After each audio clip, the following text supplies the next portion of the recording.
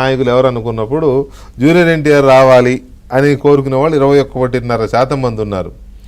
మిగతా పెద్దగా ఇది చేయాల్సిన అవసరం లేదు. సో ఓవరాల్గా చూస్తే మనం చంద్రబాబు నాయుడు తర్వాత కూటమికి నాయకత్వం వహించే సత్తా ఉన్న నాయకులు ఎవరు అని అంటే టోటల్గా యావరేజ్ తీస్తే 43.5% నారా లోకేష్కి, పవన్ కళ్యాణ్కి 39%, జూనియర్ ఎన్టీఆర్కి 12%, పురంధేశ్వరి గారికి 2.2%, భువనేశ్వరి గారికి 3.5% వస్తుంది రిజల్ట్. ఒకటి చెప్పండి, ఫస్ట్ మీరు ఈ క్వశ్చన్ ఎందుకు అడిగారు? రెండు, ఈ క్వశ్చన్కి వచ్చిన రిజల్ట్ డీకోడింగ్ చేస్తే మీకు ఏమనిపించింది? అంటే ఎనీ క్వశ్చన్ సార్ మామూలుగా ఇప్పుడు మీరు అడిగారు కదా ఈ క్వశ్చన్ ఎందుకు అడిగారు అనేది, ఆ క్యూరియాసిటీ ఉన్న క్వశ్చన్స్ కూడా కొన్ని తీసుకోవాల్సి వస్తుంది. అవసరమే ఆబ్వియస్లీ.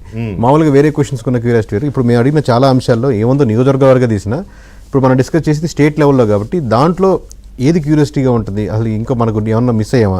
యాక్చువల్ జూనియర్ ఎన్టీఆర్ గారి పేరు స్టార్ట్లో లేదు, తర్వాత యాడ్ చేసిన ఏంటంటే ఎక్కడైనా చెప్తున్నప్పుడు ఈ ఆప్షన్ లేదని అడుగుతున్నప్పుడు మళ్ళీ ఫీల్డ్ నుంచి కొన్ని వచ్చింది అనుకోండి, సరే 1%-2% వస్తున్నట్టుంది, అది కూడా ఎందుకు మనం మిస్ చేసుకోవడం చెప్పి ఆ పేరు యాడ్ చేసాం. బట్ యావరేజ్గా జూనియర్ ఎన్టీఆర్ గారికి 11.8% వచ్చిందంటే, ఎందుకంటే అప్పుడెప్పుడు 2009 తర్వాత పార్టీలో రావడం కానీ, కూటమిలో సినిమాల్లో ఉండడం కానీ, మహానాడులో కానీ అసలు ఇక్కడ పార్టీలో ఇన్వాల్వ్మెంట్ కూడా లేదు. సో ఇక్కడ చూస్తే మీకు లోకేష్ గారికి అడ్వాంటేజ్ ఏంటంటే 43.5, పవన్ కళ్యాణ్ గారికి 39 ఉంటే, బట్ లోకేష్ గారికి డైరెక్ట్లీ ప్రపోర్షనల్ టు సిబిఎన్ గారు ఓట్లు పడతాయి. అవును. బట్ ఇక్కడ పవన్ కళ్యాణ్ గారికి 39 రావడం అనేది కంపారిటివ్లీ వెరీ చాలా హ్యూజ్. ఎందుకంటే అంటే అక్కడ ఏమవుతుందంటే జనసేన ఓటు బ్యాంకు, జనసేనలో మీరు అడిగిన ఓటర్లలో జనసేన వాళ్ళు మొత్తం ఆయనకే వేస్తారు, బీజేపీ కూడా ఆయన్ని చూస్ చేసుకుంటుంది, టీడీపీని చూస్ చేసుకోవాలి, విచ్ ఈస్ ఇంట్రెస్టింగ్. అది పవన్ కళ్యాణ్ గారికి అంటే ఇద్దరి మధ్య గ్యాప్ 4% యావరేజ్ గా కూటమిని ఎవరు లీడ్ చేయగలన్న స్థాయి అనుకుంటే మటుకు లోకేష్ కి 4% ఎక్స్ట్రా ఉంది.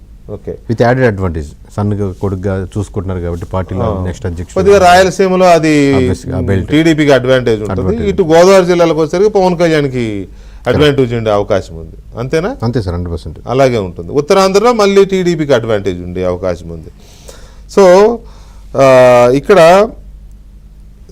ఓకే, కూటమి ప్రభుత్వంలో చంద్రబాబు నాయుడు గారి తర్వాత కూటమిని నడిపే సత్తా ఉన్న నాయకుడు ఎవరు అని అంటే కొన్ని ఏరియాల్లో లోకేష్ గారికి ఉంది, కొన్ని ఏరియాల్లో పవన్ కళ్యాణ్ గారికి ఉంది, కొన్ని పార్టీల్లో లోకేష్ గారికి ఉంది, కొన్ని పార్టీల్లో పవన్ కళ్యాణ్ గారికి ఉంది. ఓవరాల్గా కొద్దిగా గొప్ప తేడాతో లోకేష్ గారు కొంచెం అహెడ్ ఉన్నారు. పవన్ కళ్యాణ్ గారు మనకి ఉత్తరాంధ్రలో ఎక్కువ ఉన్నారు. ఓకే, కూటమి తరపున లీడ్ చేయడానికి ఆయనకి 42 ఉంటే ఇక్కడ 42.7, జస్ట్ 0.7. బట్ గోదావరి మామూలుగా ఇక్కడ ఉత్తరాంధ్ర సార్, ఉత్తరాంధ్రలో గోదావరి జిల్లాలకు వచ్చేసరికి ఇద్దరు సమానంగా ఉన్నారు. ఆల్మోస్ట్ 44.4, 41.9, అంటే 40-44, 2% ఎక్కువే ఉన్నారు. అవును, గోదావరి జిల్లాలో లోకేష్కి 44.4 ఉంటే పవన్ కళ్యాణ్కి 41.9 ఉంది. అంటే యాక్చువల్గా గోదావరి జిల్లాలో కూడా పవన్ కళ్యాణ్కి ఉండాలి, బట్ అక్కడ లిటిల్ బిట్ 4% తగ్గింది. గుంటూరు అండ్ కృష్ణాలో 44.2 లోకేష్కి ఉంది, 38 పవన్ కళ్యాణ్, 6%. ఒంగోలు అండ్ చిత్తూరులో చాలా తేడా, 10% తేడా ఉంది. లోకేష్ చాలా ముందున్నాడు. ఒంగోలు టు చిత్తూరు సార్, మధ్యలో నెల్లూరు కలుపుకుంటే, ఒంగోలు, నెల్లూరు, చిత్తూరు కలుపుకుంటే ఈ 3 జిల్లాల్లో లోకేష్ చాలా హ్యూజ్ అడ్వాంటేజ్ ఉన్నారు.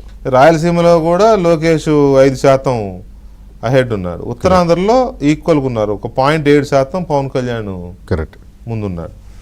ఎనీవే, మొత్తం మీద అయితే అది ఆ క్వశ్చన్ ప్రస్తుతానికి కొంత ఇంట్రెస్టింగ్ పాయింట్లు అడిగిన క్వశ్చనే, కానీ ఫ్యూచర్ కి సంబంధించి డెఫినెట్ గా అది ఇప్పుడు ప్రతి ఒక్కరి మధ్యలో నెక్స్ట్ ఎవరు లీడ్ చేయాలని, ఇప్పుడు పవన్ కళ్యాణ్ లీడ్ చేయాలనుకుంటారు, సిబిఎన్ గారు ఇప్పుడు అటెండ్ లోకేష్ గారు లీడ్ చేస్తే బాగుంటుంది అనుకుంటారు, ఎవరికి వాళ్ళు అనుకుంటారు కదా సార్, బయట వాళ్ళు ఎలా ఉంటుంది అని పక్కన పెడితే. సో బీజేపీ వాళ్ళు మన అభ్యర్థి ఉండాలి, లీడ్ చేయాలనుకుంటారు కూటమిలో ముగ్గురు ఉన్నప్పుడు. సో ఎనీ సంస్థ ముందు ఉండాలని కోరుకుంటున్నట్టు. సో అది ఫ్యూచరిస్టిక్ గా ఎలా ఉంటే, మన మహానాడు నడుతుంటే వర్కింగ్ ప్రెసిడెంట్ గా లోకేష్ ప్రకటిస్తారా లేదా ఇదే చర్చ కదా జరిగింది. అంటే